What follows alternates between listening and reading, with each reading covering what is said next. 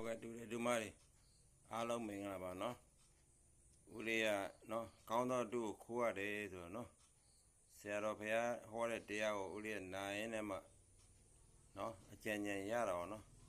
ဦးလေးကခုနလိုတူတယ်ဒီမှာရှင်းပြတဲ့ခါကျတော့နော်နားလေလွယ်အောင်နော်ဦးလေးတို့မောဂုတ်ဆရာတော်ဘုရားကြီးဟောတဲ့နီလန်းနော်ရှေ့မှာဒီလိုခွက်ကလေးပေါ့နော်ခွက်ကလေးတွေချပြီးတော့နော်ခွက်ကလေး၃ခုဆိုရင်နော်ခန္ဓာ၅ပါးဆို၅ခွက်ချနော်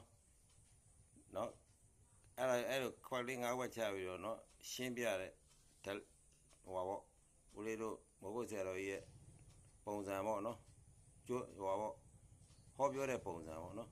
အဲ့ဒါကဆရာတော်တစ်ပါးလည်းအဲ့လိုဟောနေတယ်တော့ဦးလေးကလည်းဒီအကြံဉာဏ်ကိုကောင်းတဲ့အကြံဉာဏ်ကိုယူပြီးတော့နော်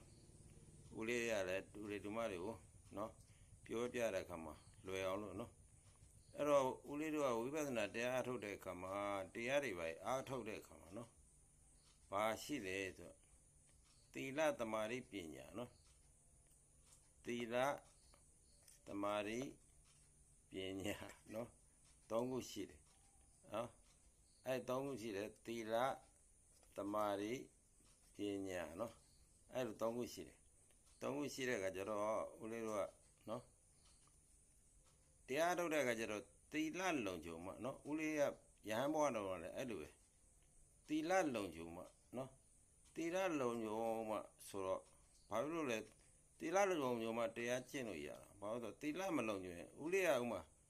ဘောလုံးမွဲတွေကြည်နေတယ်နော်ဘောလုံးမွဲတွေကြည်ပြီးတော့တွားပြီးတော့တရားထိုင်တဲ့အခါကျတော့အဲ့ဒီတည်းမှာဒီဘောလုံးမွဲတွေပေါ်နေတာဗောနော်15မိနစ်လောက်နိုင်ဝဲလောက်ကလည်းအဒီအားပဲပေါ်နေတာတော့မန်ယူနဲ့ချယ်ဆီနဲ့နော်အဲ့လိုပဲဒါလည်းပေါ်နေတာဗောနော်ရိုနယ်ဒိုတို့နော်မက်ဆီတို့အဲ့ဒီပဲပေါ်နေတာဗောနော်အားမအပြတ်ရှုံးသွားတယ်နိုင်သွားတယ်ဆိုတာဒါတွေပေါ်နေတာဗောအဲ့ဒါကြောင့်မလို့နော်အဲ့လိုတရားထုတ်တဲ့ခါမှာနော်သီလနော်ဘောလုံးပွဲတွေကြည့်ပြီးတော့သီလမလုံခြုံနော်သီလမလုံခြုံတဲ့အတွက်ဦးလေးကရဟန်းဝတ်နဲ့သွားပြီးတော့တရားထုတ်တဲ့ခါသီလမလုံခြုံတဲ့အတွက်နော်တမာတိမရအောင်နော်သီလတမာတိသီလလုံခြုံမှနော်သီလလုံခြုံမှအပေါ်မှာတမာတိရမှာနော်တမာတိရတမာတိကတည်မြဲမှာနော်ကိုထားရတဲ့နေရာမှာစိတ်ကိုထားလို့ရအဲ့တော့သီလလုံခြုံမှတမာတိရမယ်တမာတိရပြီးတော့မှနော်ဦးလေးတို့ကဉာဏ်စဉ်တို့ဘာတို့နော်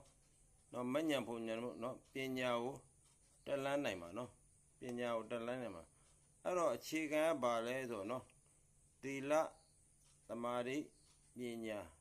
နော်သူကဒီ၃မျိုးကအဲ့လိုရှိတာဟုတ်သီလအောက်ခံသူကတောင့်တဲမှ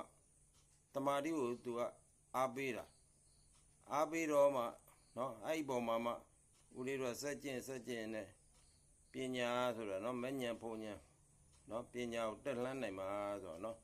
အဲ့ဒါလေးကိုဦးလေးကခုနဆရာတော်ကနော်ခွက်ကလေးနဲ့ရှင်းပြတော့ဦးလေးလည်းခွက်မရှိတော့ရှိတာလေးနဲ့ပဲနော်တူတွေတူမတွေကို